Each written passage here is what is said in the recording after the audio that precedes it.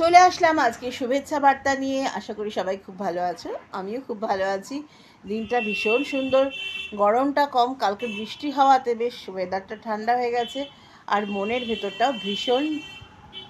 ভেতরটাও ভীষণ ঠান্ডা হয়ে আছে। মনটা ভালো হয়ে আছে, মনটা সুন্দর হয়ে আছে। আসলে প্রতিটা দিনই যদি নিজেকে কর্মব্যস্ততার মধ্যে রাখা যায়, কাজের মধ্যে থাকা যায়, সত্যি মন কিন্তু খুব ভালো থাকে, আনন্দে থাকে।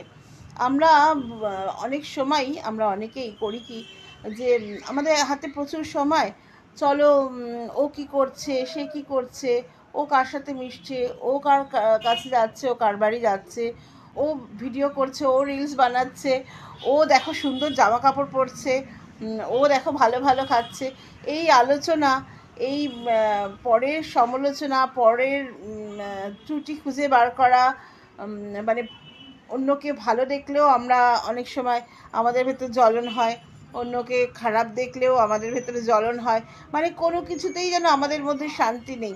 এই মানসিকতা নিয়ে আমরা যখন চলি না, তখন আমরা কেউ ভালো থাকতে পারি না। দেখো, অ্যাকচুয়াল ভালো থাকার জন্য না নিজের ভেতরের খুশিটাকে জাগিয়ে তোলা দরকার। যদি নিজের ভেতরটা, অন্তরটা খুশি থাকে, তাহলে বাইরে কোথায় কি হলো সেগুলো ম্যাটারই করে না। কে কোথায় গেল এলো, কে কি খেলো, কে কেমন আছে, যে যেমন আছে সে তার পরিস্থিতিতে তেমনই থাকুক।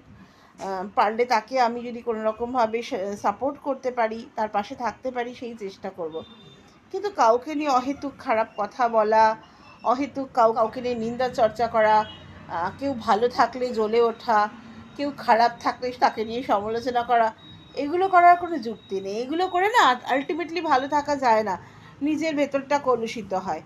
তো নিজের ভেতরটাকে যদি সুন্দর রাখতে পারি, নিজে যদি ভালো থাকতে পারি, আনন্দে থাকতে পারি, মানে নিজের ভেতরে যদি আনন্দটা থাকে, তাহলে সেই আনন্দটা কিন্তু আমরা সকলের মধ্যে বিলিয়ে দিতে পারবো, সকলে মিলে একসাথে ভালো থাকতে পারবো। ঠিক বললাম কিনা তোমরাই কমেন্ট করে জানিও। তো যাই হোক, আজকে দিনটা শুরু হয়ে গেল।